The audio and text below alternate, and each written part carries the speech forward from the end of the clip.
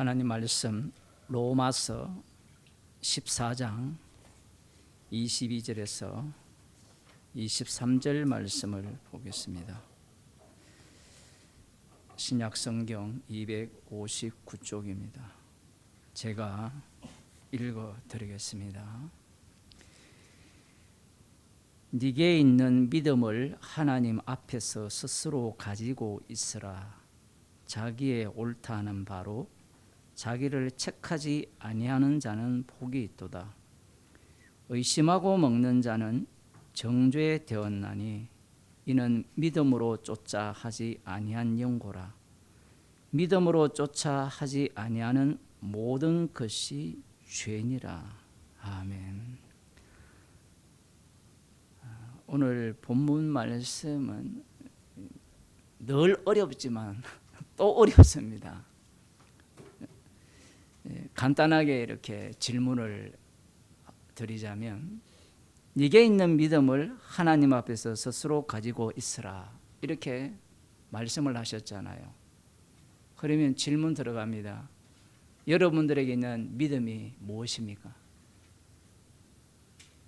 이게 만만치 않거든요. 신학자들이나 목사들은 이 본문을 연구를 하기 때문에 이 믿음이 도대체 어떤 믿음이냐라는 것을 또 공부를 합니다. 로마서에 있는 믿음은 어떤 믿음입니까? 아브라함의 믿음이 나왔죠. 그럼 아브라함의 믿음이 어떤 믿음을 증거하는 믿음이었습니까? 로마서 3장 22절에 나오는 예수 그리스도의 믿음이에요. 예수 그리스도의 믿음이라고 하니까 좀 어려운데, 쉽게 말하면 십자가에 못 박혀 죽으심이에요.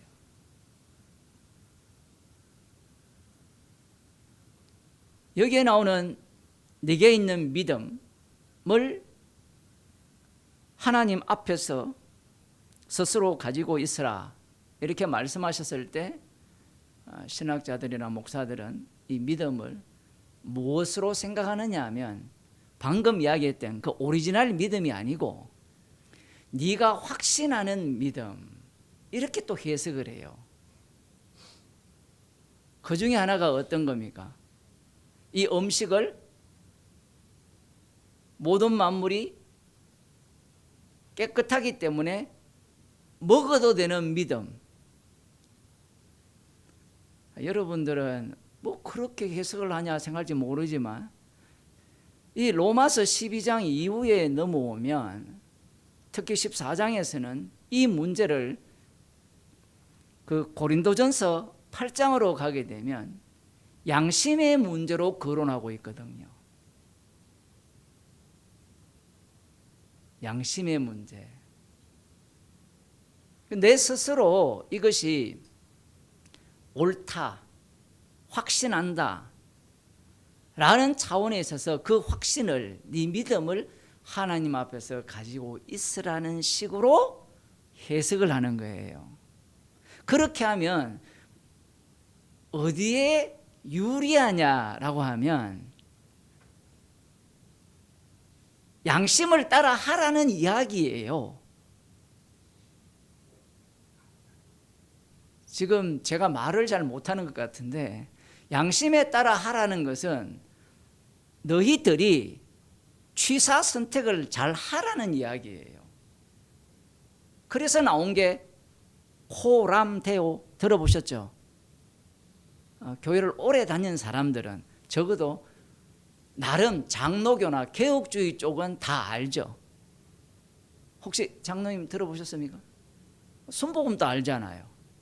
개혁주의 아니라도. 이 코람데오라는 게 라틴어인데 사실 이 헬라어로 있거든요, 성경에. 오늘 본문에도 하나님 앞에서라는 이 말이 나옵니다. 하나님 앞에서. 코람데오라는 말을 왜 하느냐, 종교개혁자들이 왜 할까요? 그 근본적인 그 전제가 뭐냐면 하나님의 주권과 하나님의 전지전능성이에요.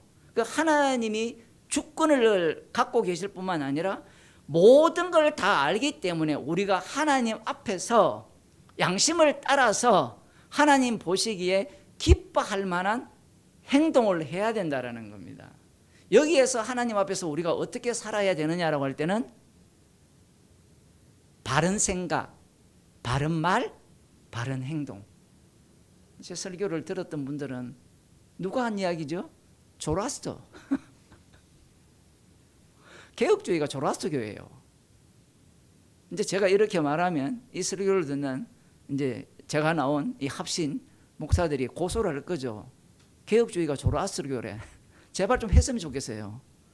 그거 하면요, 법정에 나가서 변론할 기회를 줘요. 물론 요즘은 기회 안 주고 잘라버릴 수도 있는데, 칼빈이나 이런 사람이 먼저 한 얘기가 아니에요. 세상 모든 종교가 그 얘기를 한 거거든요. 하나님 앞에서 바른 믿음은 어떤 모습을 보이느냐라고 할 때는 생각부터 제대로 해야 되고, 생각이라는 게 영이 깨끗해야 된다라고 많은 이야기를 하잖아요. 목사들이 설교를 할 때 영이 깨끗할 리가 있습니까? 안 깨끗해요. 영이, 인간은 있다 치더라도, 생각이라 치더라도 그 생각을 내가 컨트롤할 수 있습니까? 컨트롤이 안 돼요. 자기를 속이는 거예요. 자기 기만입니다. 말이야 컨트롤해서 내놓을 수 있죠. 말이야. 근데 그 말도 언제까지 참을 겁니까? 누굽니까? 아주 유명한 목사님 계시잖아요. 대한민국에. 저기 설악산에 기념관 세우는, 혹시, 탁 나오잖아요. 그분이 살아 계실 때 치매 걸리기 전에 얼마나 말을 착하게 했습니까? 치매 걸리니까 어떻게 되세요? 욕이란 욕은 다 했거든요. 혹시 아세요? 그 모시던 권사님들이 두 손 두 발 다 들었다 뭐 이런 얘기 하는데, 자기 컨트롤이 안 돼요. 바른 생각, 바른 말, 바른 행동. 치매 걸리면 바른 행동이 됩니까? 그 옛날 말로는 노망 걸리잖아요. 노망 안 걸리는 인간이 있습니까? 그저께 뉴스 보니까 이제 알츠하이머 병 예방하는 약이 나왔어요. 희소식이죠. 그러면 이제 다른 병이 또 나와요. 꼭 백신을 맞으세요. 노만 걸리기 싫으면 이제 백신을 맞아야 되는 거고. 이 바른 생각, 바른 말, 바른 행동, 하나님 앞에서 해야 된다라는 겁니다. 지금 이 신학자들의 문제가 뭐냐면 로마서 14장이 정답을 준다라고 생각해요. 정답을. 제가 지금은 계속 설교를 하면서 교리에 대한 문제를 계속 지적을 했잖아요. 바른 생각, 바른 말, 바른 행동을 주장하는 자들이 누굽니까? 바리새인입니다. 그들은 성경을 깊이 묵상을 안 하는 거예요. 바리새인들이 말씀을 주야로 묵상하는 자예요. 주야로 묵상한다는 게 시편에 나오잖아요. 주의 말씀을 주야로 묵상하는 자가 복 있는 자잖아요. 그것은 신명기에 나오는 축복받는 지름길이잖아요. 그러면 주야로 묵상한다는 것은 마음속에 말씀을 새긴다는 겁니까? 안 새긴다는 겁니까? 새긴다라는 거예요. 새 언약의 특징이 뭐예요? 하나님의 율법이 어디로 들어옵니까? 마음속으로 들어와요. 그러니까 이 바리새인들은 새 언약이 자기한테 임한 거예요. 벌써. 왜? 찌르면 율법밖에 안 나와요. 찌르면. 그게 새 언약이 세워진 증거 중에 하나예요. 성령이 오셔도 말씀이 우리 속에 들어온다라고 했을 때 우리가 지금 찌르면 말씀을 다 외워버렸는데, 그 윤석열이 그때 대담할 때 내 안에는 구약을 다 외우면 돼 했잖아요. 그거는 분명히 거짓말이 맞는데, 구약을 다 외우는 인간들이 있겠죠. 물론 다 외우는지는 모르겠지만 바리새인들 중에 바리새인들은 말씀이 내 속에 들어오니까 율법은 다 외우겠죠. 구약은 다 외우지 못하더라도 그걸 다 외우는 겁니다. 그게 새 언약이 임하는 거예요. 그러니까 그들 내면 속에 마음속에 무엇이 자리 잡고 있는가 하면 율법이 자리 잡고 있어요. 그리고 말도 함부로 하지 않습니다. 어느 정도 함부로 하지 않느냐 하면 마태복음을 보면 천국을 하나님 나라라고 하지 않죠. 하늘나라라고 표현하거든요. 하나님의 그 이름을 함부로 사용하지 않습니다. 그럼 말만 그렇게 하느냐? 행동은 어때요? 여러분 11조 해야 됩니다. 말만 하고 11조 안 해요? 본인이 먼저 박하와 해안가 근처에 11조를 해요. 그들 주변에 가면요, 알아서 고개를 숙이게 돼 있어요. 그 당시에 유대인들은 율법을 알죠. 메시아 왕국을 기다리고 있죠. 새 언약이 세워지기를 소망하고 있잖아요. 그러면 누가 보더라도 이 바리새인과 서기관에 대해서 시비 걸 인간은 아무도 없습니다. 정말 하나님 말씀대로 사는 사람이에요. 우리는 예수님께서 그들을 향해서 외식하는 자라고 하셨기 때문에 우리는 그들의 어떤 생각이나 말이나 행동이 개차반인 줄 생각하는지만 그렇지 않습니다. 그게 바로 종말에 나타난 이 악마예요. 예수님을 시험한 마귀가 바로 그 모습을 보인 겁니다. 네게 있는 믿음이라고 할 때 이 믿음을 모든 것이 깨끗해, 이 믿음 아니야. 우상에게 드린 제물은 깨끗하지 않아.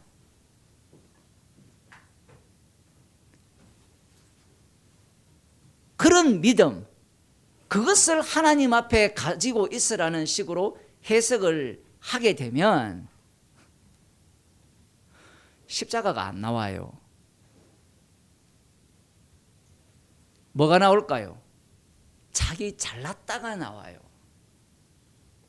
그 대표 중에 하나가 칼빈이 제네바에서 누굽니까? 세베레 뭔지 하여튼 그 사람을 처형시키거든요. 정답이 나오기 때문에 그래요. 항상 이 복음이라는 것은 정답이 나옵니다. 정답이 나오는데 정답이라는 것을 인간들은 이 사각형이라는 어떤 상자가 있다면 그 속에 집어넣으려고 하잖아요. 그런데 십자가라는 정답은 이 사각형이라는 틀을 만들어서 그 틀에서 삐져나와요. 그게 복음이에요. 놀랍죠? 왜 그러냐 하면 이 성경에서는 계속해서 선악을 선명하게 말씀합니다. 선명하게. 예를 들어 술 취하는 자는 하나님 나라를 유업으로 못 받는다 하잖아요. 그러면 인간들은 이걸 네모 상자 안에 딱 집어넣어요. 틀을 만들어요. 술 취하는 자는 하나님 나라 못 받아. 그러면 그 다음 나오는 게 뭐예요? 술 안 먹어야 천국 간다 나오잖아요. 노노노노. 술 안 먹어도 천국 못 가. 십자가 피가 이렇게 그 인간이 만드는 그 정답이라는 것을 뚫고 나와요. 왜 그러냐면 인간은 선악과를 먹었잖아요. 선악과를 먹으면 이 선이라는 것을 어떻게 알아가게 되느냐 하면 처음에는 하나님의 말씀을 직접 들은 자들이 선악을 구분하잖아요. 아담과 하와가. 그런데 시간이 지나면 바벨탑 사건으로 인해서 전부 다 흩어지면서 아브라함을 선택해서 이스라엘을 만들잖아요. 그 이스라엘에게 율법을 줍니다. 율법이 선이잖아요. 그러면 이 율법을 받은 이스라엘이 역사 속에서 계속해서 이 율법에 대한 불순종의 모습을 보이면서 심판을 당하죠. 심판을 당한 이후에 예수님이 오셨을 때 이들은 제대로 정신을 차리면서 율법이라는 이 선을 행하게 되면 하나님 나라 백성으로서의 1번 순위가 돼요. 지금 성경 전체를 설명한 겁니다. 선이 바뀌어요, 선이. 그래서 선이라는 게 뭐냐면 선악과 먹은 이후에 쫓겨난 이후에 이 노아홍수 심판 이후에 인간들이 흩어졌을 때는 선악 개념을 어떻게 보게 되느냐 하면 분명히 노아 언약을 통해서 선악을 이해를 해야 되는데 그것이 그들 속에 자리 잡지를 못해요. 그러면서 그 선악은 모두가 다 로마서 1장에 나오듯이 양심을 따른 선악이에요. 양심을 따른 선악이 뭐냐 하면 사람마다 달라요. 양심이 있지 않습니까? 양심이 사람마다 달라요. 북한의 양심은 어떤 양심이냐면 김정은에게 충성하는 것이 선이에요. 여러분 안 믿으시는 것 같은데 그게 그 사람들의 양심이에요. 우리는 인간이 기본 양심이 있지. 기본 양심은 이 세상에 있는 이 권세에 의해서 장악당합니다. 장악당해요. 그 지금 중국 같은 경우에는 횡단보도에 뭐를 설치해놨는가 하면 모니터를 설치해놨어요. 그래서 불법을 지나가잖아요. 그러면 그 얼굴이 찍히면 그 신분 번호까지 나오는지 모르지만 이름까지 뜬대요. 그러면서 방송한답니다. 그런데 이게 우리는 낯설잖아요. 그런데 이것이 익숙해지면 이 화면에 안 찍히는 것이 양심적이 돼요. 안 믿으시는 분위기인데 그게 양심이에요. 하나님이 주신 양심이 있다 할 때 그 양심의 특징이 뭐냐면 인간은 그 선한 양자를 쓰잖아요.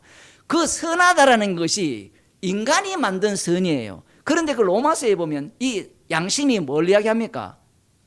고소하고 변명한다 하잖아요. 그 선악이 있으면 이 양심은 인간 속에 있는 양심은 판단을 해요. 옳고 그름.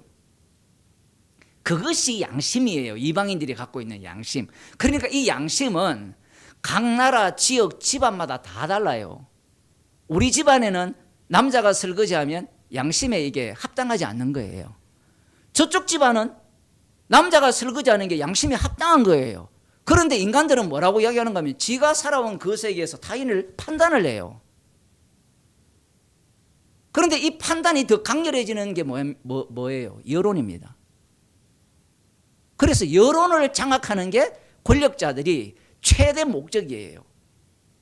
그래서 윤석열이가 여론을 장악하려 했잖아요. 근데 이재명은 어떻게 여론을 장악할까요? 생중계를 해버립니다. 머리가 제가 볼 때 천재인 것 같아요. 생중계를 해버리면 요 여론들이 조작을 못해요. 요즘은 유튜브로 다 찍어버리잖아요. 그게 돌아버립니다. 그러면 이 기자가 사기를 치는지 안 치는지 그 여론을 장악하거든요. 근데 여론이 무엇이 그리 중요하냐 하면 우리는 다 사람들로부터 정보를 듣거든요. 그 여론에 따라 움직여요. 이것이 복음과 무슨 상관이 있냐 하면 지금 우리는 이 복음에 있어서 성경을 해석함에 있어서 강력한 여론의 지배를 받고 있어요. 그게 전제거든요. 전제를 갖고 이 본문을 보기 때문에 그 세계관 속에서 못 벗어나요. 특히 이제 개혁주의자들 그리고 이 개신교도들은 16, 17세기에 종교개혁자들의 그 성경 해석법을 제가 보기에는 벗어나기가 불가능합니다. 왜? 벗어나는 순간 이단이 되기 때문에. 이것은 마치 뭐가 똑같은가 하면 캐톨릭에서 벗어나면 뭐가 되죠? 이단이 되는 거예요. 그러니까 캐톨릭을 비판하여 나온 그 집단들이 캐톨릭을 다시 만든 거예요. 그런데 차이점은 뭐냐면 캐톨릭은 한 체제로 유지가 되지만 이 개신교는 체제가 여러 체제예요. 그래서 어떤 분이 나한테 질문을 했어요. 왜 이런 윤석열 계엄 문제가 있을 때 카톨릭 정의구인 사제단은 나쁘다라고 이야기하는데 교단에서는 왜 얘기 안 하느냐 그러더라고요. 내가 그랬죠. 카톨릭이 이야기한 게 아니고 그 일부분이 얘기했어요. 그러면 목사들의 말은 왜 안 통하느냐 하면 목사들 중에 세력이 있는 사람들은 그런 말 잘 못해요. 왜? 말을 하는 순간 뭐예요? 이미 개혁주의라고 하는 자들은 모두가 다 어디에 빠졌어요? 제가 난 합신을 얘기를 들면 합신이 처음에 이 합동측의 그 불합리하고 부조리하고 이 뭐라 합니까? 교권주의 거기에 대해서 대항하여서 나왔거든요. 쫓겨나듯이. 초기에는 괜찮았죠. 그런데 벌써 몇 년이 지났습니까? 그게 80년도니까 지금 40년 지났죠. 40년 지나면 뭐가 생기죠? 세력이 생기고 권력이 생기고 끝났어요. 끝나. 우리 교회도 똑같아요. 우리 교인 수가 적으면 그런 문제가 생기지만 교인 수가 한 100명, 200명 되고 30년 지나면요. 그래도 성령이 역사하면 안 됩니까? 주님이 그렇게 일을 안 해요. 지금 성경을 보게 되면. 고린도 교회나 예루살렘 교회를 보게 되면 불과 20년 정도가 지나지 않아서 권력자들에 의해서 이미 비복음 세력이 장악하게 돼 있어요. 구조가. 아니 왜 그렇게 일을 합니까? 왜 그렇게 일을 하느냐 하면 생명이 어디에서 나옵니까? 예수님의 죽으심에서 나오기 때문에 그래요.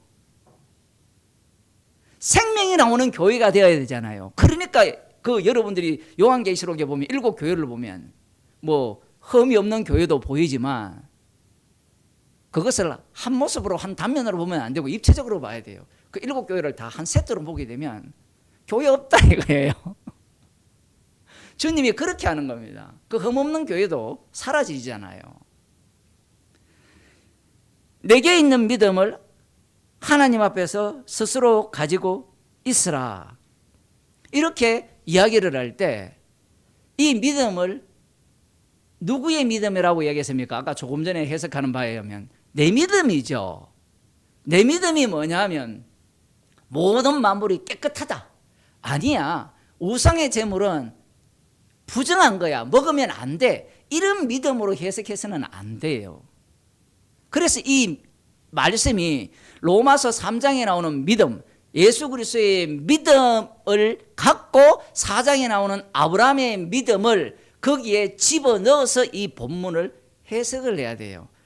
자, 봅시다. 내게 있는 믿음을 스스로 가지고 있으라 하게 되면 이 믿음은 옳은 믿음이잖아요. 예를 들어 옳은 믿음이면 책망받을 필요가 있습니까? 없습니까?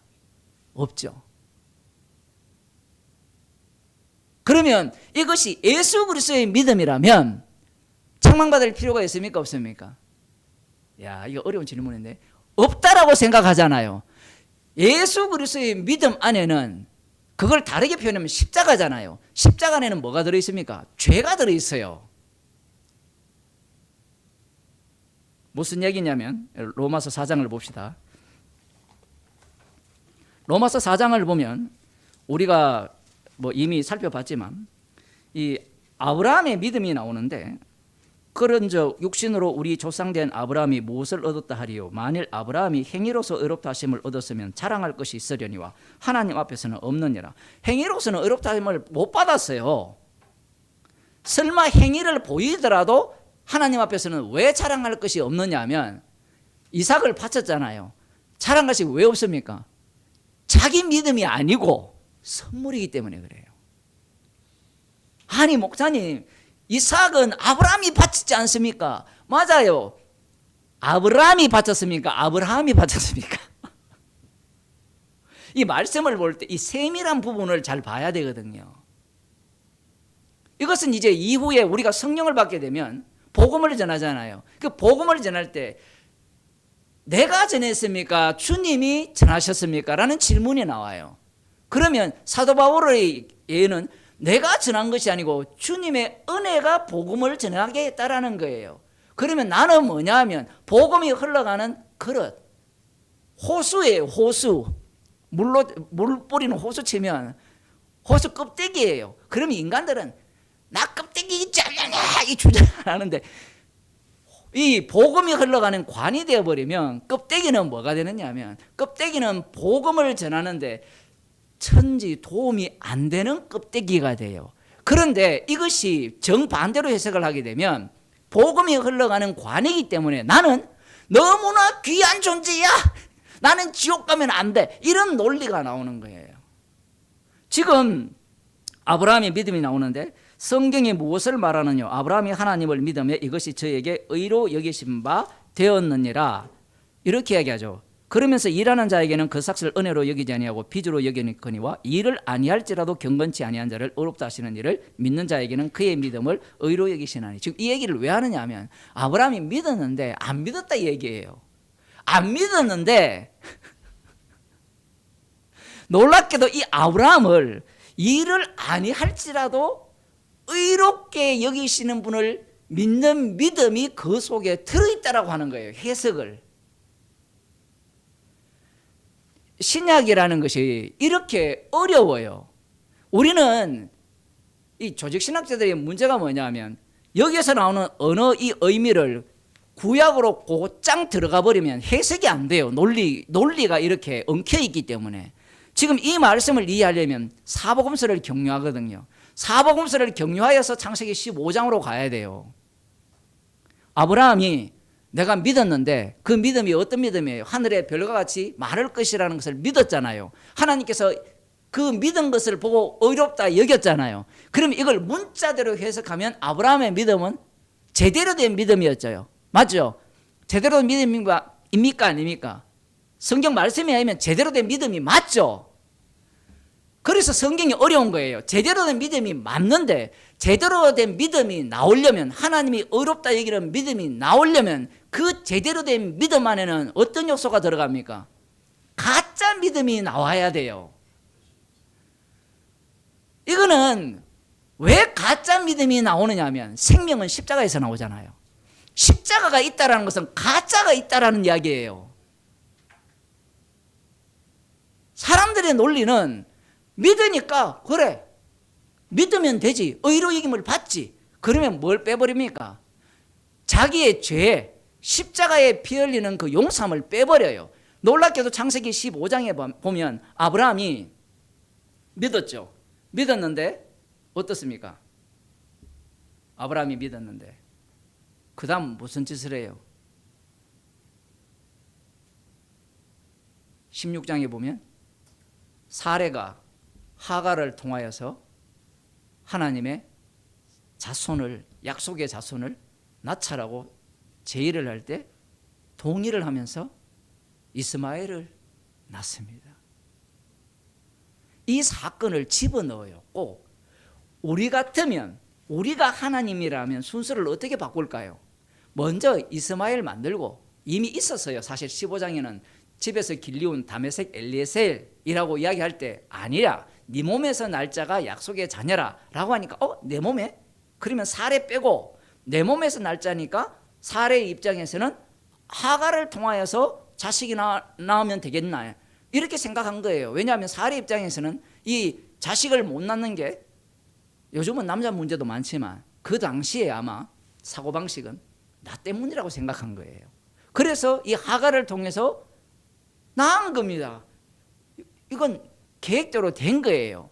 그런데 그 이스마엘이 약속의 자손을 이삭이 낳았을 때 초롱하잖아요. 이 내용이 이 믿음 안에 들어가 있는 겁니다. 이 믿음 안에. 충격적이죠. 아브라함은 확신을 했기 때문에 하갈을 통하여서 이스마엘을 낳은 겁니다.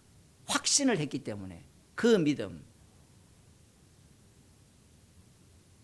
그런데 그 믿음이 이스마엘을 생산하죠. 이스마엘을 생산해서 본인의 믿음에 의해서 생산된 자에 의해서 약속의 자손이 초롱받는 이 사태. 여기에 이제 한 걸음 더 나가면 초롱받는 그 자식이 죽음으로 말미암아, 그 죽음에 의해서 죽음 속으로 합류함으로 말미암아 의롭게 된다라는 내용이 창세기 15장 이야기입니다. 지금 창세기 15장 안에는 그것만 잘라서 보면 안 돼요. 그 안에는 16, 17, 18 다 들어있어요. 22장까지 다 들어있고 사복음서까지 다 들어있는 겁니다. 그 앞부분까지 다 들어있어요. 그런데 사람들은 아브라함이 믿었다니까, 그래 우리도 믿자, 믿는 것이 의롭지 않느냐. 이것은 신약에도 똑같아요. 복음을 전하면 예수님을 믿잖아요. 사도행전에 봐도 그렇거든요. 마수사 시몬 같은 경우도 예수님을 믿어요. 믿는데 갑자기 성령이 딱 임하니까 누구를 믿었어요? 마수사 시몬이 예수님이 주되심을 믿었잖아요. 주의 이름이 누굽니까? 예수잖아요. 그 예수님이 주님이라는 걸 믿었어요. 그런데 성령이 임하니까 예수님을 주님으로 믿었던 그 예수, 주 개념이 자기 사역을 위한 예수주예요. 거기에 성미로운 것은 성령의 능력조차도 사역으로 이해하는 겁니다. 그런 식으로 드러나게 돼 있어요. 복음을 전할 때 여러분 예수님 믿었잖아요. 순수한 마음으로 예수님 믿으면 구원 얻는다고, 죄 용서 받는다고 믿었잖아요. 그런데 믿었는데 말씀 속으로 들어오니까 내 믿음이 어떻습니까? 날마다 가짜로 뽀록나죠. 날마다. 근데 구원파들은 어떻게 해석하느냐 하면 믿어버리면 이미 당신은 죄 없어, 용서 다 했어. 맞아요 안 맞아요? 맞죠? 주님이 과거 이제 현재 이제 미래 이제 다 용서했잖아요. 그럼 우리 의인이잖아요. 맞아요, 아니에요? 맞죠? 그 맞는 말을 해요. 그건 늘 이야기하잖아요. 맞는 말 하는 사람을 조심하라고. 마귀가 맞는 말을 제일 잘해요. 예. 마귀가 맞는 말을 제일 잘하거든요. 맞는 말을 하면 교인들은 성경 읽어요, 안 읽어요? 안 읽죠. 읽더라도 이미 세뇌를 당해가지고 그 교회가 가르치는, 교단에서 가르치는 그 교리 밖으로 못 벗어나요. 왜? 스스로가 자기 단도리를 합니다. 내가 이 세계를 벗어나면 이단이야. 지옥 갈지 몰라? 지옥을 내가 벗어난다고 지옥 천국 갈 것 같으면 그런 예수 믿을 필요 없습니다. 예?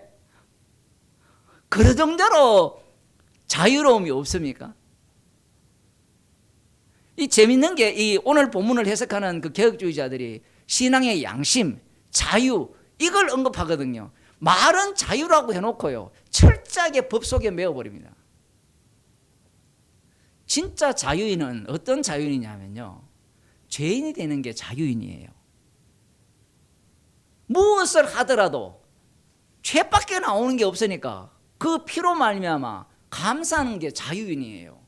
아, 이거 하면 안 돼, 저거 하면 안 돼. 아, 정석훈 목사님 술 취하는 자는 하나님 나라를 유업으로 못 받는다 하던데. 이걸 또 법으로 받는 인간들이 있거든요. 그 복음이 안 들려요. 그 설교를 들을 때도 단편적인 언어, 그 용어를 갖고 와서 자기 유리한 대로 이용할 뿐이에요. 이 본문도 마찬가지죠. 내게 있는 믿음을 하나님 앞에서 가지고 있어라. 그러면 로마서 4장에서 아브라함이 나왔으니까 아브라함에게 믿음이 있었죠. 아브라함 믿음이 있었잖아요. 그 믿음을 하나님 앞에서 갖고 있었죠. 맞죠? 갖고 있으니까 그 결과가 어떤 모습으로 나타납니까? 죄인 중에 개수로 나타나요. 아브라함이 믿은 것이 옳은 겁니까? 옳지 않는 겁니까? 옳은 거였잖아요. 하늘의 별과 같이 많을 것이라고 한 것은 하나님의 말씀이잖아요. 만물이 정하다. 옳아요? 잘못되었어요? 옳죠? 맞죠? 그 정하니까 어떻습니까? 먹어도 된다. 먹어도 되죠. 먹어도 되니까 믿음이 어떻게 됩니까? 제대로 된 믿음이 드러나죠. 내 믿음은 가짜고 예수 그리스도의 믿음만이 참된 믿음임을 그 상황 속에서 드러나게 되는 겁니다. 이 말씀을 오해하게 되면 내게 있는 믿음을 하나님 앞에서 가지고 있으라 하면 어떤 의미가 돼요? 이걸 논리대로 그대로 이야기해버리면 만물이 정하다고 하는 입장에서 있는 자와 우상의 재물은 깨끗이 못하다는 입장이 둘 다 믿음이잖아요. 둘 다 충돌이 일어날 거 아니에요. 사도 바울이 그걸 노렸을 수도 있겠지만 지금 그런 의미보다는 네게 있는 믿음을 스스로 가져 있게 되면 그런 가짜 믿음을 통하여서 진짜 예수 그리스도의 믿음이 드러나는 그 믿음, 그것을 갖고 있으라는 거예요. 이 어떤 번역은 킹제임스는 너를 위하여 갖고 있으라 이렇게 얘기하는데 너를 위한 게 없어요. 우리를 위한 게. 믿음이라는 자체는 오로지 십자가에 피 흘려 죽으신 예수 그리스도를 위한 믿음 뿐입니다. 나를 위한 게 없어요. 그래서 이 본문을 이해를 할 때 내게 있는 믿음을 스스로 가지고 있으라 이렇게 이야기를 할 때 그 아브라함을 보게 되면 가지고 있었어요. 가지고 있으니까 믿음이 아브라함을 끌고 가죠. 아니 방금은 가짜 믿음이라고 했잖아요. 그러니까 믿음이 끌고 가는데 가짜 믿음을 대동하여서 끌고 가는 거예요. 우리는 주님이 인도하시면 내가 하는 모든 일이 뭐가 되죠? 옳다. 이렇게 해석을 하잖아요. 지금 만물이 정하다. 그리스도로 말미암아 만물이 정하다라고 했거든요. 고린도전서 8장에 보면 그 얘기를 했을 때 옳아요, 틀려요? 옳잖아요. 옳으니까 먹을 수 있잖아요. 근데 저쪽의 사람들이 말씀을 제대로 못 배워서 그리스도로 말미암아 지어진 만물인데 왜 못 먹느냐? 너는 믿음도 없느냐 하면서 이 믿음 없는 자로 판단을 할 거 아니에요. 이게 뭐가 잘못됐습니까? 믿음 문제 맞잖아요. 잘못된 게 없잖아요.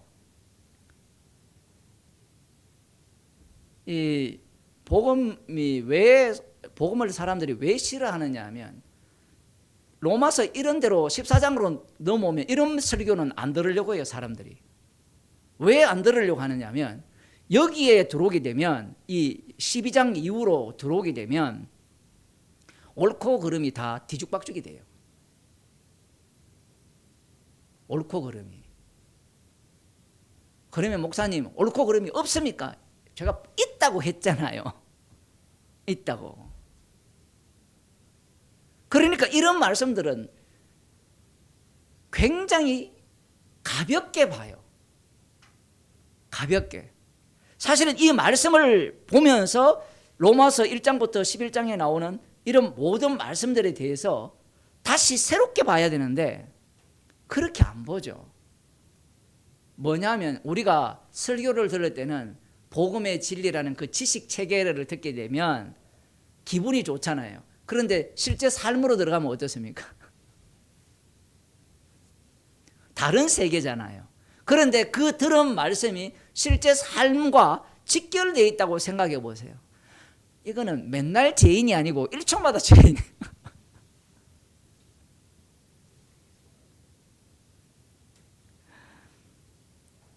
그래서 이 아브라함이나 다윗을 보게 되면 믿음을 갖고 있어요. 갖고 있으니까 무엇이 나오느냐 하면 십자가의 피가 나오는 거예요. 십자가의 피가 나올 때는 내 믿음과 하나님 예수 그리스도의 믿음이 충돌이 일어나면서 내 믿음이 예수 그리스도를 죽이는 믿음으로 작동을 하면서 그 피 속에서 생명을 보는 겁니다. 그렇지 않고 네 믿음을 하나님 앞에 스스로 가지고 있으라니까 내가 하는 모든 것들이 뭐 정당한 되죠. 바른 생각, 바른 말, 바른 행동하면 나는 뭐가 되죠? 괜찮은 인간이 되잖아요. 괜찮은 인간이 되면 타인을 어떻게 합니까? 심판해요. 판단하는 겁니다. 그래서 나온 말씀이 뭐냐면 자기의 옳다는 바로 자기를 책하지 아니하는 자는 복이 있도다. 이렇게 나옵니다.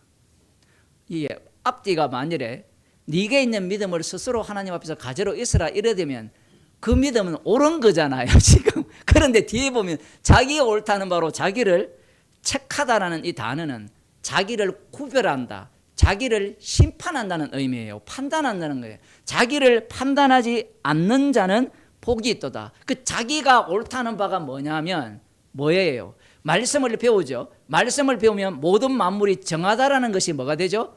옳다 하죠. 그 옳은 걸 갖고 여기 보면 자기를 판단한다라고 하는데 자기를 판단하고 자기를 판단하는 것은 두 종류예요. 내가 옳다고 판단하면 타인을 뭐라고 판단할까요? 당신은 그릇되었다라고 판단할 거란 말입니다. 그리고 이것은 또 하나 조금 뭐냐면 내가 옳다라고 되면 이게 이중적이죠. 내가 옳다라는 이 옳다라는 걸 갖고 내가 만일에 또 우상의 제물을 먹으면 또 어떻게 되죠? 자기를 또 판단하는 게 돼요. 그런데 이 상황 속에 인간이 안 빠질 수가 없어요. 늘 판단하잖아요. 안 그렇습니까? 윤석열 판단하고 이재명 판단하고 맨날 판단하잖아요. 그것과 이것과 무슨 상관이 있느냐. 이 예수님이 시험 받은 것 중에 하나가 정치 문제거든요. 세상 권세와 영광. 이 교회에서는 정치는 거머다. 가정에서도 정치는 거머고. 그러면 돈 이야기는 거머 아닙니까? 우리들은 뭐 자녀들 다 키웠을지 모르겠지만 자녀가 중고등학생 되면 모이면 맨날 무슨 이야기예요? 공부 이야기밖에 안 하죠.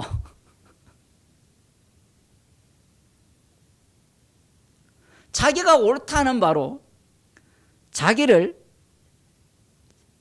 이 판단하지 않는 사람은 복이 있는 거예요. 여기 보면 자기가 옳다는 바, 옳은 이 단어는 분별해요. 자기가 분별을 합니다. 이건 옳고 이건 그르고. 그 분별하여서 그 다음 나오는 결론이 판단이에요. 판단. 그래서 판단하지 않는 자는 복이 있다니까. 그 다음 또 어떤 인간이 나오느냐면, 그래, 내가 분별한 걸로 하지 않는 게 복이 있다니까. 나는 이제부터 뭐 하겠다? 판단하지 않겠다라는 인간들이 등장해요. 저한테 시비 거는 사람들 중에 하나가 복음을 이야기하는데 왜 자꾸 판단하느냐는 거예요.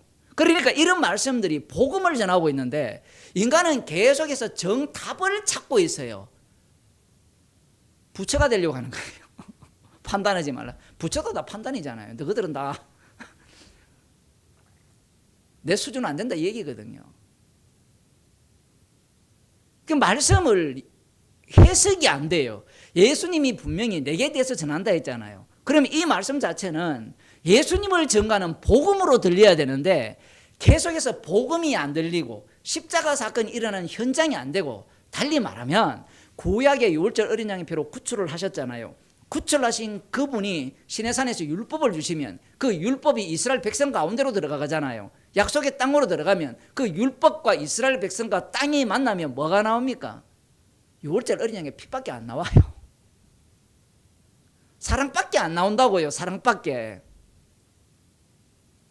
그런데 그걸 어떻게 해석합니까? 사랑이 나오는 게 뭐가 나오죠? 종말에는 자기 의가 나와요. 율법을 지키면. 자기 의가 나오면 자기를 대속물로 자기를 이웃을 위하여서 목숨을 내어놓을까요? 안 내어놓을까요? 안 내어놓고 무슨 짓만 합니까? 판단만 하는 거예요. 너는 틀렸고 나는 옳으니까 나는 천국 갈 수 있다. 그게 오늘날 개혁주의자들이 말하는 이 본문 해석이에요.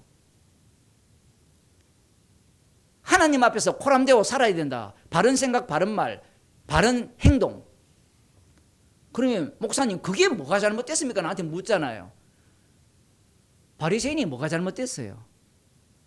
예수님 지금 죄인을 부르러 왔잖아요.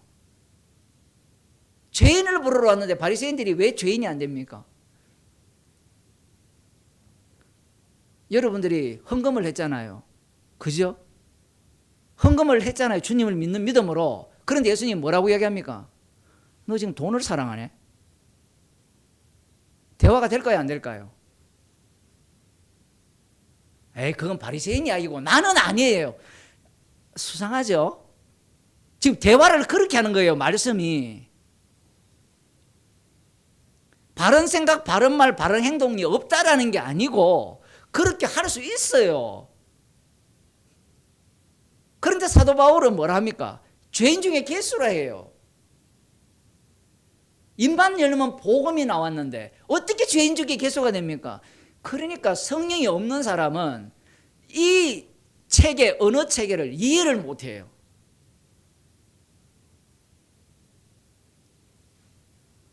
말씀이라는 것이 철저하게 성령에 의해서 기록되어 있거든요. 성령은 그리스도의 영입니다. 십자가를 전가하는 복음이에요. 그런데 우리는 계속해서 선악구조에 놓여 있잖아요. 그런 세계 속에서 배우고 있고 그런 세계관에 사로잡혀 있잖아요. 복음을 들어도 계속해서 우리는 선악구조로 말씀을 읽어가니까 이런 말씀을 읽으면 그래, 자기의 옳다는 바로 자기를 책하지 않는 자는, 판단하지 않는 자는 복이 있다 했으니까 그래, 나는 판단하지 않고 살겠다. 비판을 받지 아니하거든 비판하지 말라 했으니까 그 비판이 판단이니까 판단하지 않고 살겠다. 뭐 하겠다는 겁니까? 주님은 주님의 정인으로 우리를 불렀잖아요. 그런데 자기는 판단하지 않겠다는 것은 자신을 뭘로 삼겠다는 거예요? 바리새인처럼 살겠다는 거예요. 자기가 판단하지 않으면 어떤 문제가 생기는가 하면요, 자기는 판단하지 않을 것 같죠? 예? 판단하지 않기 때문에 다 판단한 거예요. 판단하는 너희들은 다 틀렸다 얘기입니다. 다 악하다는 얘기예요. 지금 논리가. 그래서 사람들이 깊이 있게 좀 들어가야 돼요. 사고를. 우리가 얼핏 들으면 판단하지 않으면 와, 정말 저 사람은, 저 목사님 훌륭하다 이렇게 생각하잖아요. 그죠? 가장 악한 인간입니다.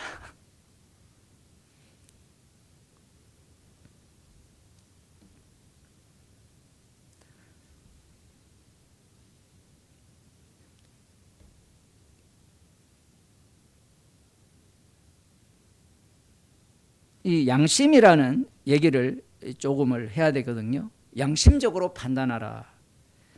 그 사도행전 23장 1절을 한번 보겠습니다.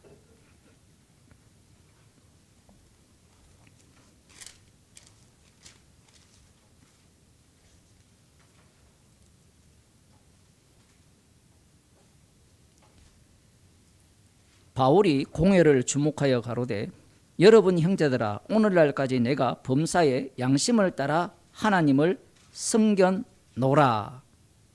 이 다른 헬라어로는 하나님께 백성 노릇을 하였다라는 겁니다. 양심을 따라.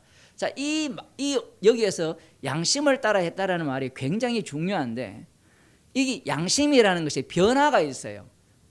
어떤 변화가 있느냐면 1번 로마서 1장에 나오는 양심은 이방인의 양심이에요. 자, 그 다음 양심은 뭐냐면 사도 바울이 예수님을 만나기 전의 양심입니다. 그 다음 양심은 뭐냐면 다메섹에서 예수님을 만난 양심이에요. 지금 사도 바울이 내가 범사의 양심을 따라 하나님을 섬겨노라 할 때는 자기의 변화 과정을 담아 놓은 이야기예요. 지금 십자가 복음을 전하고 있잖아요. 같은 양심인데 이 양심의 변화가 있는데 이방인의 양심은 착한 양심이 아니고 선악을 분별하여서 시비 걸고 변명하는 심판주가 되는 양심이라면 그 다음 바리새인의 양심은 어떤 양심입니까?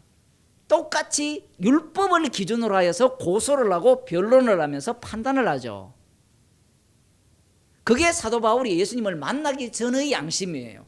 그러면 예수님을 만난 이후의 양심은 뭐예요? 양심은 이 양심을 따라 전했다 했으니까 이 양심은 뭐예요? 십자가 피 외에는 자랑할 것이 없는 양심이에요.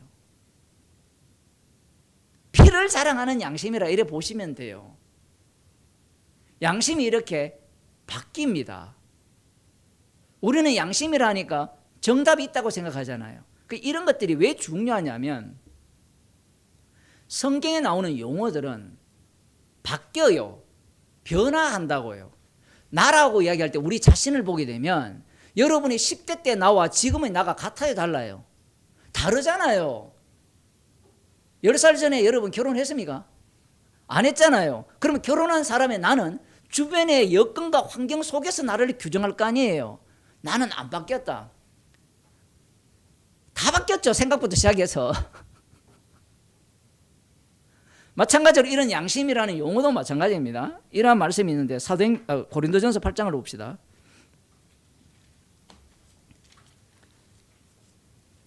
음식 먹는 것과 관련되어 있기 때문에 1절 우상의 제물에 대하여는 우리가 다 지식이 있는 줄을 아나 지식은 교만하게 하며 사랑은 덕을 세우나니 아예 처음부터 선빵을 날리죠. 지식은 교만하게 한다는 겁니다. 이 지식은 목사님 십자가의 복음을 아는 지식이 아닙니까? 사도 바울이 지금 그 얘기를 해요. 그 지식이 교만하게 한다는 겁니다. 그러면 우리는 뭐라고 하면 돼요? 아멘 하면 되죠. 지금 이해가 되시죠? 그런데 우리는 어떻게 해석하는가 하면 십자가의 지식은 교만하게 하지 않는다라고 해석을 해요. 인간은 이 주님이 성령을 주셔도 인간 이 몸은 어떻게 시스템으로 돌아가느냐 하면 거짓된 지식은 문제가 있잖아요. 그것은 교만하게 하는 것은 봤잖아요. 1단계 지식. 2단계 지식은 십자가의 피 복음을 아는 지식이에요. 사도 바울이 주님을 만난 이후의 지식이에요. 그 지식이 뭘 이야기하느냐면 교만케 한다는 겁니다. 어떻게 교만케 하느냐면 혼자 있으면 안 교만해요. 타인과 있으면 자동으로 교만합니다. 여러분이 그런 걸 안 느껴요? 정 목사 참 교만하구나. 설교 들을 때마다 그런 생각 안 합니까? 가끔? From time to time? 지만 의롭나? 부터 시작해서 지만 잘났나? 제가 얘기 많이 들었어요. 목사님들한테도. 지만 복음 아냐? 그러니까 설교를 하면 교만밖에 안 나와요. 주님은 죄인을 통해서 복음을 전하거든요. 그렇게 이야기하면 사람들이 뭐라고 하는가 하면 저도 죄인입니다. 또 이렇게 얘기하는 거예요. 그건 더 교만해요. 왜? 눈속임이잖아요.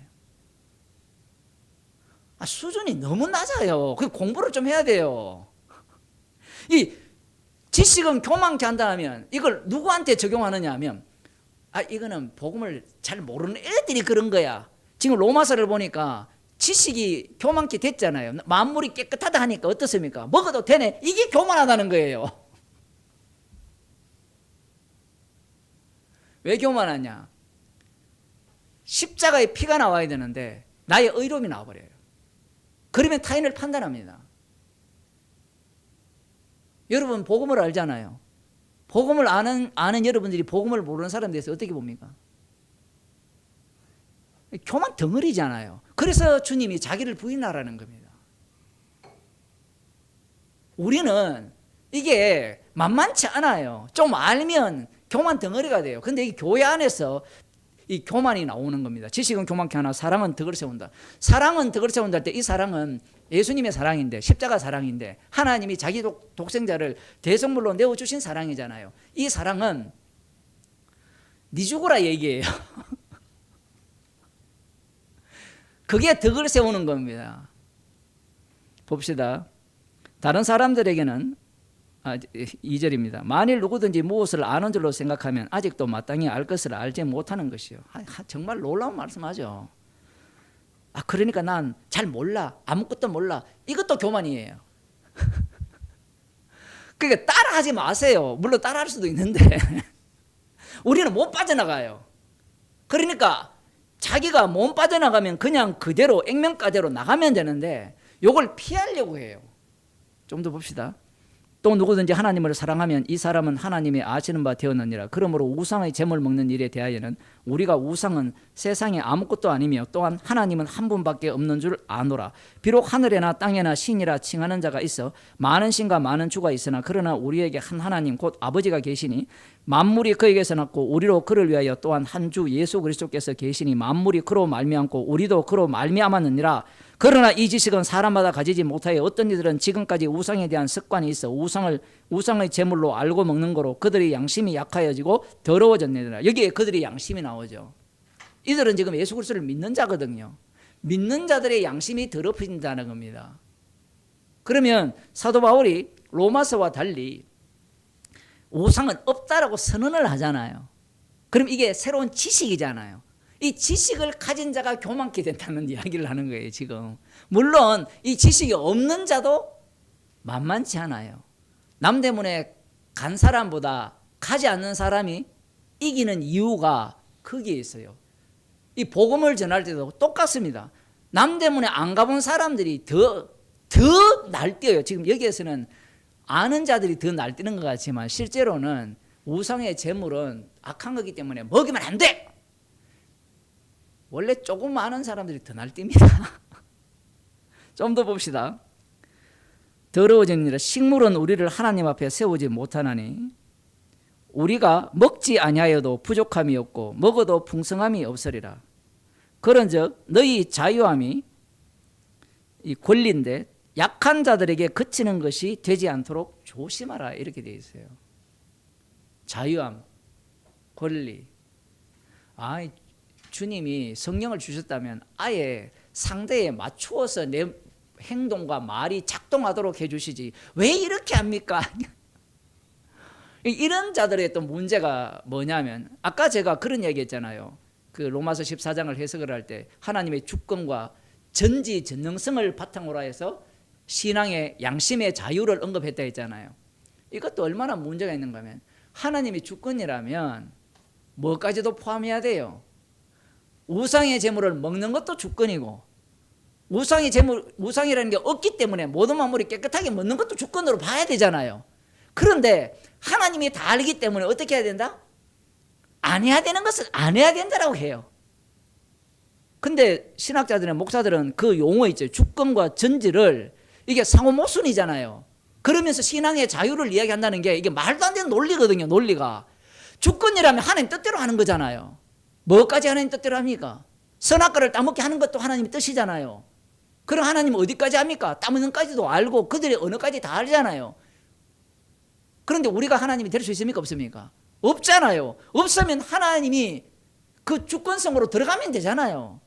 사실은 이 주권이 바뀌는데 지금 여기에서 고린도전서나 로마서에서 무엇이 바뀌느냐면 하나님 한 분밖에 없는 줄을 아노라 할 때 이 하나님은 잘 들으셔야 됩니다. 이 하나님은 예수 그리스도의 아버지예요. 신학자들이나 목사들이 왜 무식하냐 하면 사복음서를 경유하게 되면 유대인의 아버지와 이스라엘의 하나님과 예수 그리스도의 아버지가 충돌이 일어나요. 충돌이 일어난다 하면 목사들은 못 알아들어요. 왜 못 알아듣느냐 하면 이 그림을 그려야 되는데 그릴 수는 없고 하나님이라는 것을 설정을 해놓고 유대인의 하나님, 예수님의 하나님이니까 이 유대인의 하나님은 원래 문제가 없는데 이들이 문제였다라고 주장을 해요. 그러니까 이 유대인의 하나님은 문제가 없는데 이들이 문제라는 겁니다. 그런데 예수님은 어떻게 말씀하시느냐면 유대인의 하나님은 일치되어 있어요. 구약에 보면 이스라엘의 하나님이 일체화되어 있거든요. 그러면 이 하나님은 우상이고 예수 그리스도의 하나님은 어떻게 되느냐면 이 하나님을 믿는 이스라엘에 의해서 살해당한 분의 아버지가 진짜 하나님이 돼요. 아까 믿음을 이야기하는 그 논리와 똑같아요. 성경이 그렇게 전개돼요. 그런데 우리들은 사고가 우리가 신이기 때문에 하나님은 변함이 없지 않습니까? 하나님은 변해요. 어떻게 변합니까? 하나님은 계시를 통해서 자기를 계시하잖아요. 그 계시 내용을 보면 창조주 하나님 믿으면 지옥 가죠. 맞잖아요. 아닌가요? 십자가의 피로만 천국 가잖아요. 바뀌었어요, 하나님이. 그런데 머릿속에는 하나님은 변화가 없다고 생각하는 거예요. 말은 뭐예요? 맞아요. 말은 맞는데 그 변화 없다라는 그 하나님이 변화를 하셔서 변화가 없다라는 하나님으로 드러납니다. 그건 이제 창세전에 그리스도 안을 예정하신 부분에 대해서는 변함이 없었던 분이죠. 그러면 그 변함 없던 분을 이해를 하려면 창세기부터 자기를 계시하신 하나님을 추적해 들어가야 됩니다.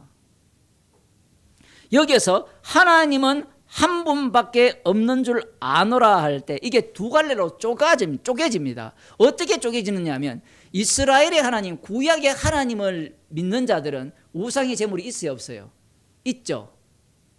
바알보올 사건이 있잖아요. 민수기 25장에. 그런 사건들이 나중에 열왕기 시대로 들어가면 왕들이 제사를 드리고 우상 숭배를 하잖아요. 그런 제물을 먹어서 멸망을 당했거든요.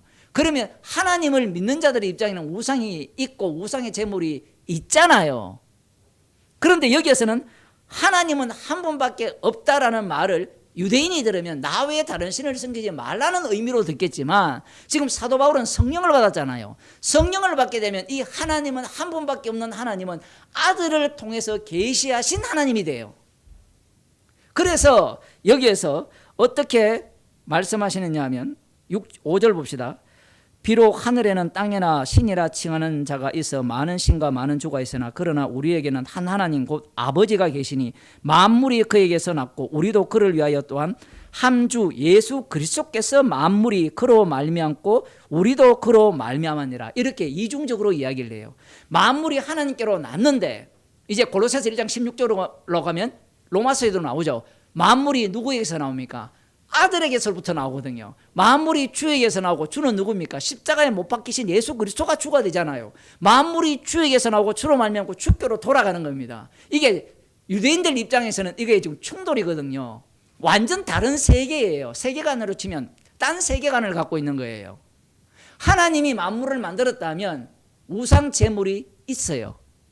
그런데 예수 그리스도로 말미암아 만물이 지어졌다면 우상 자체가 없고 그러면 제물도 없는 겁니다. 만물이 깨끗하게 되는 거예요.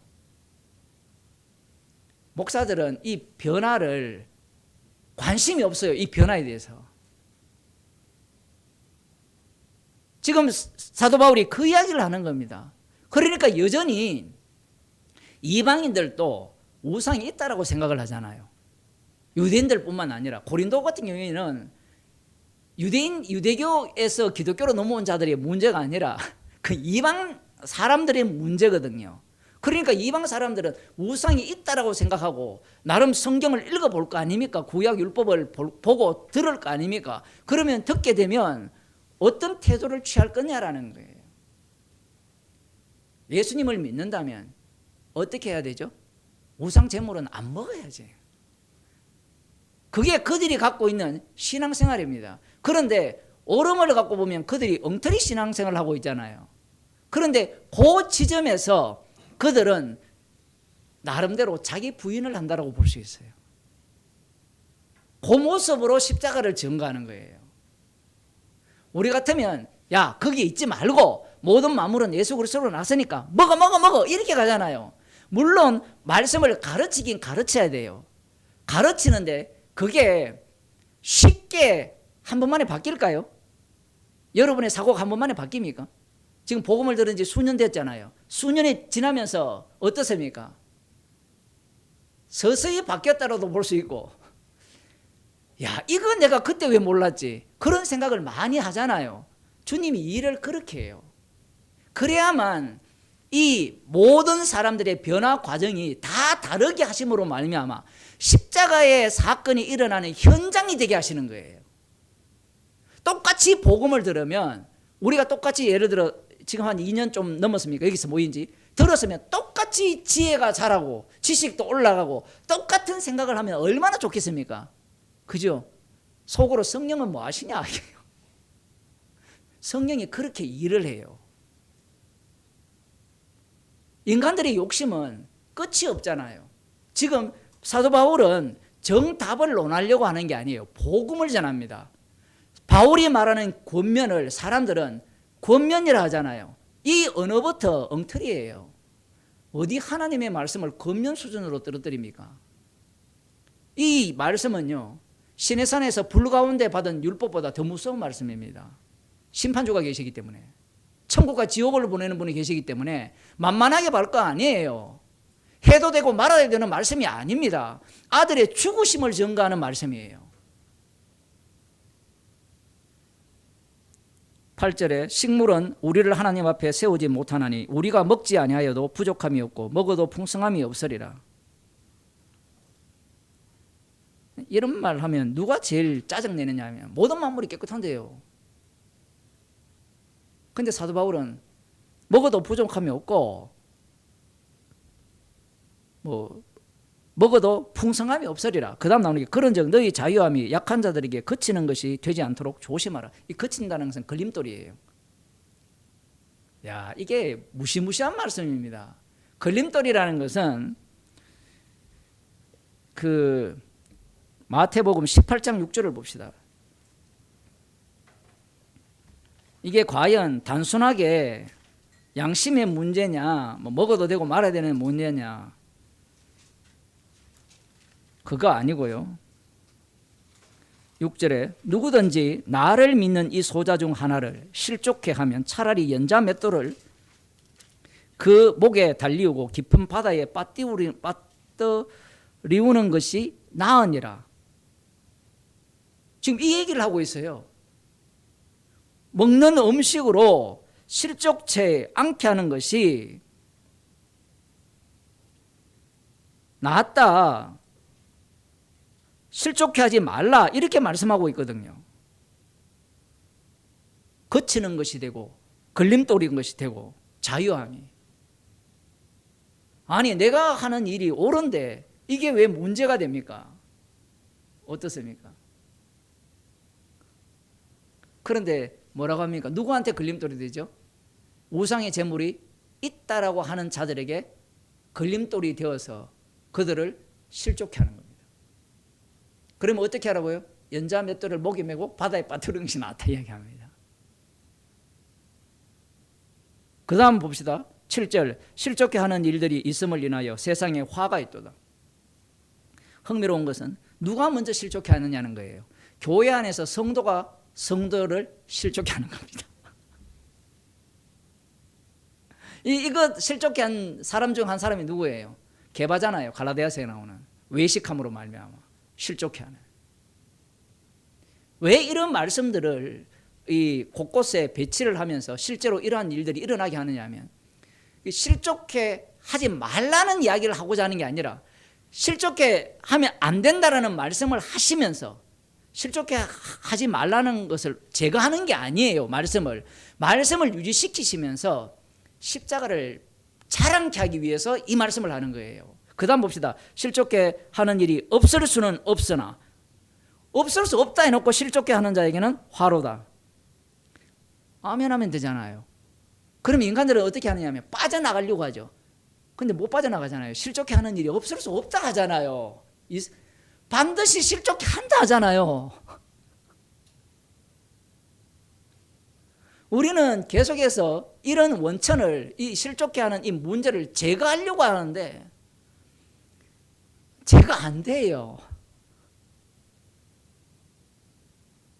그런데 이 말씀을 사람들은 이것과 이 우상제물 먹는 문제와 별개로 생각을 하잖아요.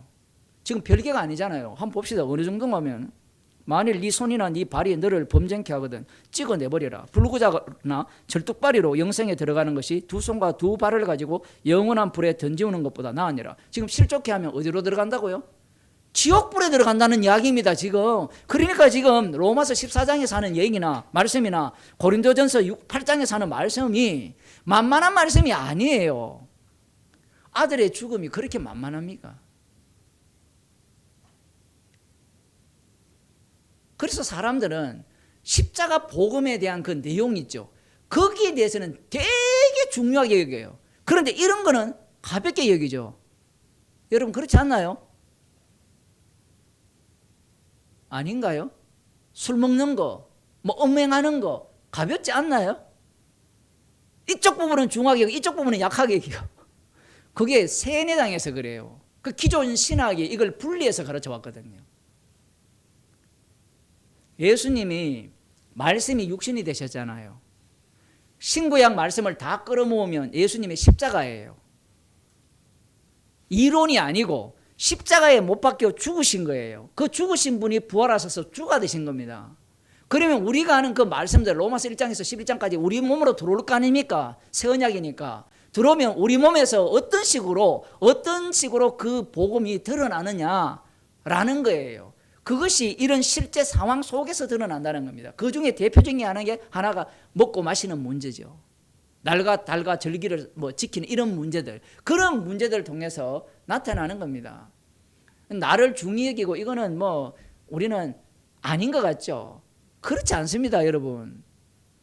어떤 사람 주일날 못 오잖아요. 안 오는지 못 오는지, 눈이 많이 와서 못 오는지, 차가 펑크가 나서 못 오는지. 근데 그것이 어떻습니까? 모든 것이 어떤 생각이 들어요? 판단을 해요, 계속해서. 나 판단하지 말아야지.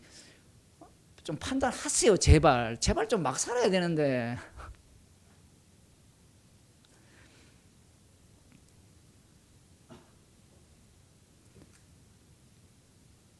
8절에 봅시다. 식물은 우리를 하나님 앞에 세우지 못하나니 우리가 먹지 아니하여도 부족함이 없고 먹어도 식물은 하나님 앞에 세우지 못하죠. 십자가의 피가 세우죠. 그 다음 봅시다. 식물을 이야기하는 것은 행위를 끄집어내는 거예요. 쉽게 말하면. 그런즉 너희 자유함이 약한 자들에게 그치는 것이 되지 않도록 조심하라. 지식 있는 네가 우상의 집에 앉아 먹는 것을 누구든지 보면 그 약한 자들의 양심이 담력을 얻어 어찌 우상의 재물을 먹게 하지 않겠느냐. 이 지식이 있으니까 뭐랍니까? 우상의 재물을 먹는 거예요. 우상 없으니까. 그런데 약한 자들은 어떻습니까? 갓 예수 믿은 사람은 저 우상 재물을 같이 우상 숭배자와 먹는다고? 실족하는 거예요. 어떻게 실족하는가 하면 그래 먹자, 정리도 안 됐는데 표현을 하면 같이 우상 재물을 먹고 그렇게 되면 어떻게 될까요? 여러분, 우상 재물을 우상을 섬기는 자와 재물을 먹을 때 성도가 우상 세계로 합류할까요? 아니면 우상을 섬기는 자들이 성도 쪽으로 올까요? 보나 마나예요. 성경은 희한해요. 우리가 성령이 함께 한다면 이 적은 누룩이 온 덩어리에 교회에 퍼져 나가지 않아야 되잖아요. 그런데 정반대예요. 적은 누룩이 온 교회를 삼킵니다. 그러면 또 믿음 좋은 사람은 택한 자는 걱정하지 마. 걱정 안 해요. 그런데 그건 택한 자는 주님이 택한 거지 네가 택한 건 아니잖아요. 인간들은 성경을 통해서 자기가 자꾸 신이 되려고 해요. 죄인이 돼야 되는데. 그래서 지식이 교만케 한다는 겁니다. 사도 바울 너는 정말 주님이 하는 일을 못 믿느냐? 하나님은 주권이 있고 그리고 전지전능하는데 이런 이야기 왜 하느냐라는 거예요. 거꾸로 이야기하면 왜 할까요? 책망을 하죠.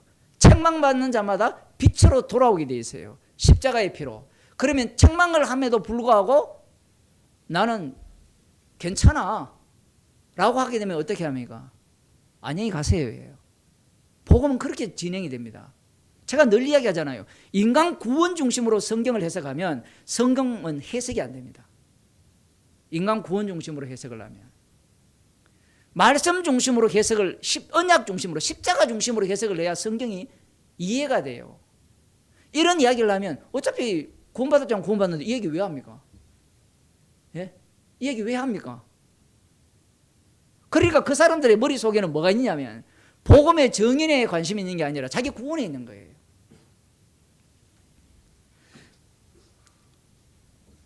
11절 그러면 네 지식으로 그 약한 자가 멸망하나니 그는 그리스도께서 위하여 죽으신 형제라. 와, 충격적인 이야기예요. 자, 이 논리가 모순이잖아요. 그리스도께서 그를 위하여 죽으신 형제라면 내가 하는 그 행동 때문에 그 형제가 멸망해야 돼요, 말아야 돼요? 정신 바짝 차리고 질문에 대해서 한번 속으로 답변해 보세요. 그리스도께서 죽으신 형제잖아요. 성령을 주셨잖아요. 그런데 내가 이 우상의 재물에 우상을 믿는 자들과 재물을 함께 먹는 이 일 때문에 그 사람이 멸망당한다 이야기하잖아요. 지금 모순된 이야기잖아요. 말씀을 해석하기가 그래서 어려운 거예요. 그러면 말씀을 이렇게 하시면 아멘 하면 되는데 인간들은 꼭 뭐라고 튀어나옵니까? 예수님이 죽으신 형제라면 내 때문에 지옥 갈 일이 없어 이야기하는 거예요. 그럴 것 같으면 소자 중 하나를 실족하게 한다는 이 말씀 마태복음 8장에 나오는 마태복음 8장이 아니죠. 거기에 나오는 18장이죠. 18장 6절에 나오는 그 말씀도 그러면 필요 없는 말씀이 되잖아요. 다 구라가 돼요. 거짓말이에요.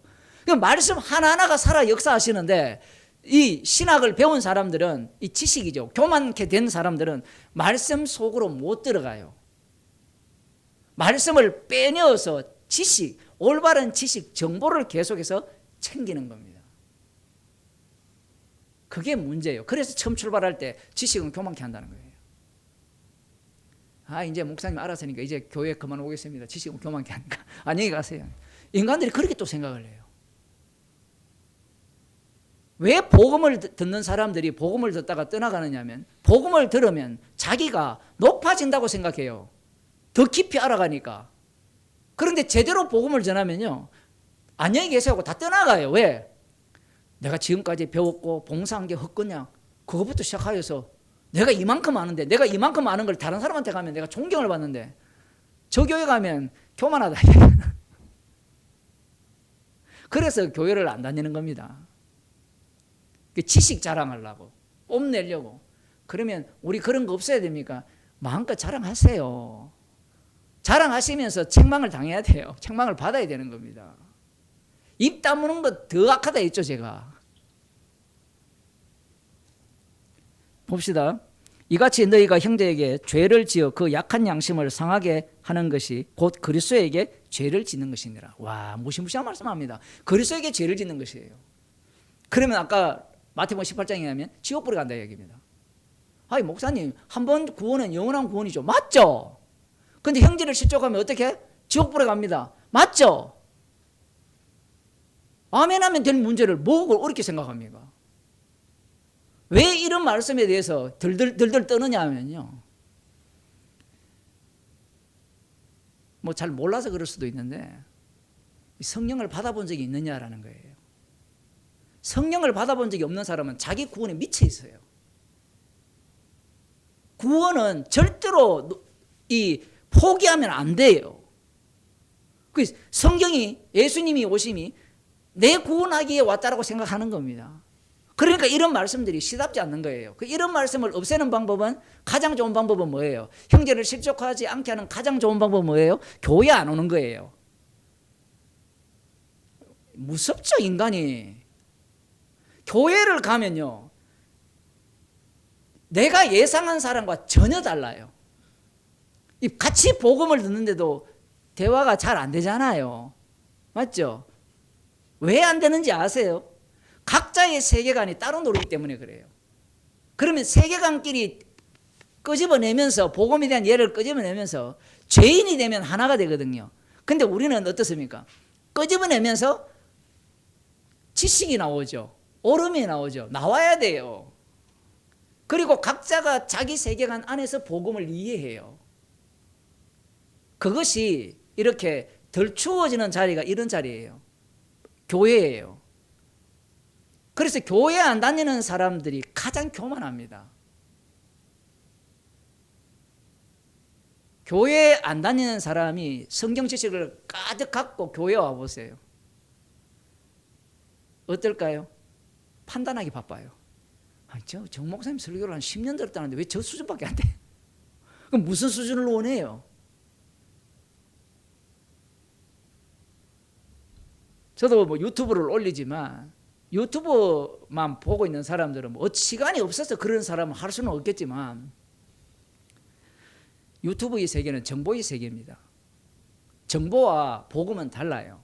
주님은 정인을 통하여서 복음을 전하게 합니다. 정인을 통하여서. 사도 바울이 앉아서 편지만 쓰면 되지. 그 먼 길을 왜 갑니까? 우리 같으면 편지 썼을 거예요. 왜? 편지 쓰는 것은 고생 하나도 안 해도 돼요. 물론 손 좀 아프겠지만. 근데 사도 바울은 손이 안 아파요. 로마서도 대서자가 있거든요. 드디어인가. 대필자가 있어요. 불러주고. 근데 왜 갑니까? 편지와 실제가 같기 때문에 그래요. 예수님이 그 하나님께서 말씀을 주시잖아요.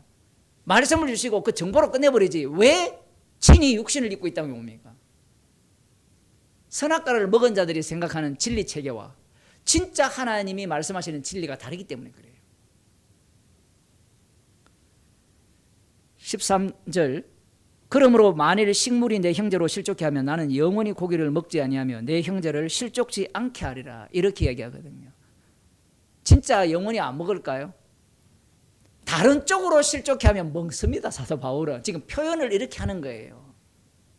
왜냐하면 실족해 하면 예수 그리스도께 죄를 짓는 것이라 하잖아요. 그 마태복음 18장에 하면 이 지옥불에 가야 될 문제예요. 오른 눈이 실족해 하거든 빼버려야 하잖아요. 그럼 먹는 문제를 실족해 하면 뭘 빼야 돼요? 이 위장을 드러내야 돼요. 입을 잘라내야 돼. 말씀이 그 정도로 무서워요. 다시 로마서 14장. 오늘 14장은 끝내야 되니까요. 봅시다. 14장 끝에 의심하고 먹는 자는 정죄되었나니. 야, 여기서도 보세요. 예수 안에 있는 자는 결코 정죄함이 없다 했거든요. 맞죠? 근데 의심하고 먹는 자는 정죄되었답니다. 이 모순된 논리. 그러니까 이걸 신학자들이나 목사들은 어떻게 보느냐 하면 로마서 8장에 나오는 예수 안에 있는 자는 정죄함이 없다는 것과 이 정죄되었다는 것을 다르게 봐요. 이 다르게 못 보는 이유가 뭐냐면 다르게 볼 수 없는 이유가 구약의 율법을 보게 되면 이 갈라디아서도 얘기하지만 율법 하나라도 범하면 모든 율법을 범한 거라고 하잖아요. 그 성경을 볼 때 율법으로 행위로 의롭게 되지 않고 믿음으로 됐으니까 그 율법을 아예 어떻게 해버립니까? 내버려버리죠. 율법 해석을 엉터리로 하는 겁니다. 율법 자체는 하나라도 범하면 모든 것을 범한 것이 되죠. 그러면 이 말씀들은 모두가 다 십자가의 피를 증거하는 복음이잖아요. 그리고 이 말씀 중 하나라도 어떻게 빼면 어떻게 한다 했어요? 주님이 생명책에서 삭제시킨다 하잖아요. 더하거나 빼는 이유를 알겠죠. 왜 빼느냐 하면 이런 말씀들을 빼지 말라는 말씀은 이 모든 말씀이 아까 예수 그리스도 안에 있는 자에게는 정죄함이 없다라는 무게와 지금 의심하고 먹는 자는 정죄되었다. 의심하고 먹는 것도 정죄되었다. 라고 이야기를 하잖아요. 이 무게가 같다라는 이야기입니다. 그러면 책망을 받아야 될 거 아니에요. 죄인 중에 개수로 되어야 되잖아요.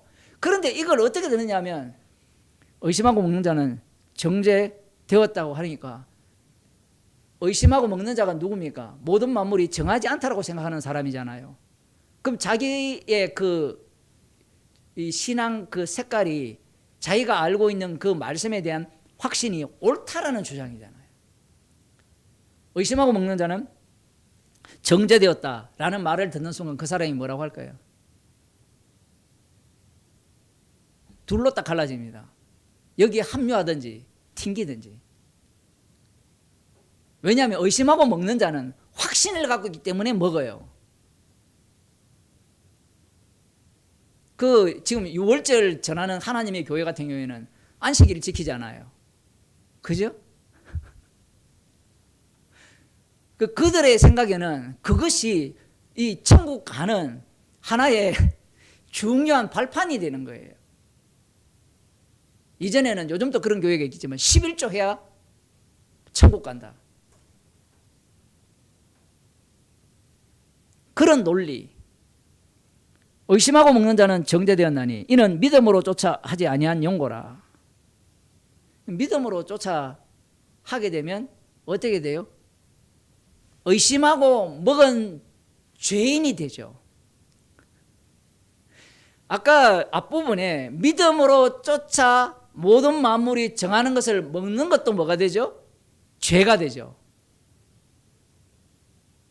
지금 이 말씀을 옳고 그름으로 이해하면 의심하고 안 먹는 것이 옳다. 그게 믿음으로 쫓아 하는 것이다. 이런 논리가 되잖아요. 논리 흐름이. 근데 앞부분에 보면 그렇게 하는 것도 뭐가 되죠? 판단자가 되잖아요. 벌써. 그것은 하나님 앞에서 자기 믿음을 스스로 갖고 있는 태도가 아니에요. 하나님 앞에 자기 믿음을 갖고 있는 자는 십자가를 자랑해야 되는데 이들은 뭘 자랑하겠습니까? 자기가 심판주가 되는 겁니다. 놀랍죠. 의심하고 먹는 자는 믿음으로 쫓아하지 않았대요. 근데 사도 바울은 아까 고린도전서 거기에 7장 8장 거기에 보면 주님이 자기 피로 사신 자라 하잖아요. 아니 사신 자라는데 어떻게 정죄가 되느냐. 이 모순된 논리. 그것이 바로 십자가의 피를 증거하는 상황이라는 겁니다. 그 다음 봅시다. 믿음으로 쫓아하지 아니한 모든 것이 죄니라. 믿음으로 쫓아하지 않는 것이 모든 것이 죄예요. 사도 바울이 죄인 중에 개소리가 있잖아요. 그죠? 그러면 사도 바울은 믿음으로 쫓아 했어요, 안 했어요? 야, 그래서 말씀이 어려운 거예요. 믿음으로 쫓아하지 않는 것은 죄라 했잖아요. 그런데 사도 바울은 죄인 중에 개소리가 있잖아요. 그러면 사도 바울은 믿음으로 쫓아 했습니까, 안 했습니까? 쫓아 했는데 쫓아 안 한 거예요. 아니 말씀을 왜 그렇게 애매하게 불확실하게 말씀합니까? 성경은 지금 오늘 지금 전부 현재형이거든요. 지금 이 본문들이 오늘 현재 오늘 우리에게 하시는 말씀이에요. 십자가 사건이 2000년 전의 사건이 아니라 우리 속에서 우리들 가운데서 일어나는 십자가 사건이기 때문에 오늘날 우리에게 이 말씀을 하시는 겁니다. 기도하겠습니다. 하나님 아버지, 판단할 수밖에 없는 말씀을 우리에게 주셔서 십자가 사건 속으로 우리를 몰아넣으심을 감사드립니다. 주님, 저희들을 긍휼히 여기사 믿음으로 살게 하여 주옵소서. 십자가의 피만을 자랑하며 증거하는 자로 살아가게 하여 주옵소서. 주 예수 그리스도의 은혜와 하나님 아버지의 크신 사랑과 성령의 교통하심이 십자가의 피만을 자랑하기를 소원하는 주의 백성에게 축원하옵나이다.